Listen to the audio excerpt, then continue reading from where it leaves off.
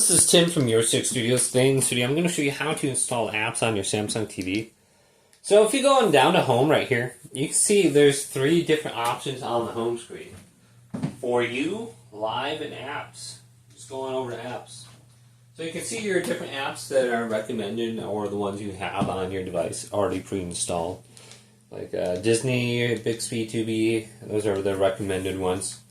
So we can just go through here and install the ones that are on the top here, downloaded apps, etc. You can find them through here, gaming. Now, I don't see like an option here. Here's the different genres.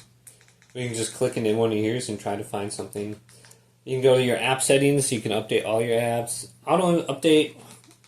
So we can go here, and click on this and check this out. If you want to go ahead and delete your app, you have the option, you can add it to your home screen. Okay, and then we can reinstall it if we delete it at one point in time too. So it looks like I've done that with these. I don't have a lot of storage space on my TV, so don't need to get all these different apps. Now another way to find something if you can't find it through this window, just go up to search. And then just type something in. So I typed in Disney. See if the voice option works on here. Disney Plus. Probably won't work. But we can just type it in. And we can find apps just by typing in something. So let's do Disney. Well, it looks like my recent searches are there. And if there's an app for it, it should bring it up. So if you're looking for like some sort of streaming app, this is probably the easiest way to just find it. So let's go to Disney, search.